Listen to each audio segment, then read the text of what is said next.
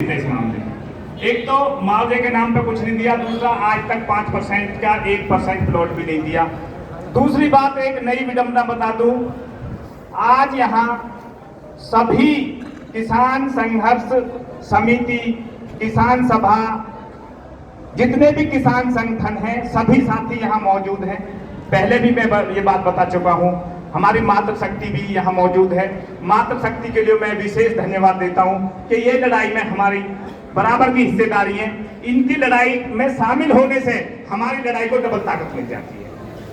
ये इनका बहुत बहुत धन्यवाद है। इनके लिए मैं इन्हें बार बार कोटि कोटि नमन करता हूँ और कोटि कोटि धन्यवाद देता हूँ कि हमारी मातृशक्ति, हमारी माताएं, हमारी बहनें हमारे दर्द को समझती हैं और हमारे साथ कंधे से कंधा मिला के चलती हैं।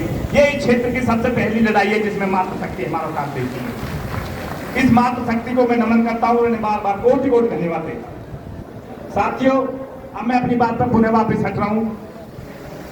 ऐछर गांव के लिए एक पॉलिसी बनी जब 90 में जमीनों का अधिग्रहण शुरू किया, तो सबसे पहला गांव ऐछर ही था जिसने जमीन देने का काम प्राधिकरण को किया।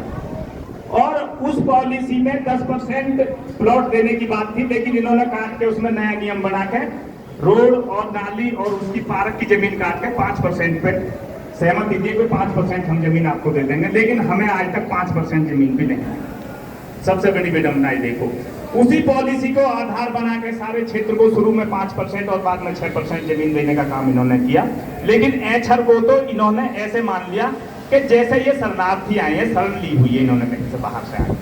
अब बताइए कितने बड़े दुख की बात है कि हमने पॉलिसी बनवाई, पॉलिसी बनवा के, और उस पॉलिसी में सारे मुख्यमंत्री, सचिव, सीओ, जिलाधिकारी, उस टाइम के हमारे राजस्व मंत्री जी राम शरण दास जी भी, महेंद्र भाटी जी विधायक जी भी, ये सारे लोग मौजूद थे। इनकी मौजूदगी में वो पॉलिसी बनी और आज तक उस पॉलिसी को उस प्राधिकरण ने लागू नहीं किया। इस प्राधिकरण की सबसे बड़ी तो नीति देखी कि पता नहीं किस नीति के तहत काम करते हैं, समझ में नहीं आता कि ये क्या बना के चलते हैं। यहाँ के किसानों का अहित करके, यहाँ किसानों का दमन करके, यहाँ किसानों को बर्बाद करके कौन सा विकास इस क्षेत्र का हो रहा, मेरी समझ में नहीं आता। बहुत बड़ा विकास कर रही थी ग्रेटर नोएडा, बहुत बड़ा विकास कर रहा। अरे यहाँ के मूल निवासियों को नाश करके आप कौन सा विकास कर रहे हैं, मुझे बताओ। जब यहाँ का मूल किसान का नाश हो रहा, वो बर्बाद हो जाएगा, तो जो लोग बाहर से आए हैं, क्या ये हमारे बेटे, हमारे बच्चे, हमारे भाई, क्या इन लोगों की गाड़ियों के ड्राइवर बनेंगे, इनकी गाड़ियों की खिड़की खोलेंगे, क्या करेंगे बताओ। मुआवजे के नाम पे 45 रुपए, अब मुझे बता दो 39 रुपए गज में कौन सा यहाँ प्लॉट की तो बात छोड़ दो, एक रुमाल नहीं आता आज के समय। 39 रुपए में एक रुमाल का टुकड़ा जेब में रखने के लिए नहीं आता। ये 39 रुपए गज का मुआवजा दिया।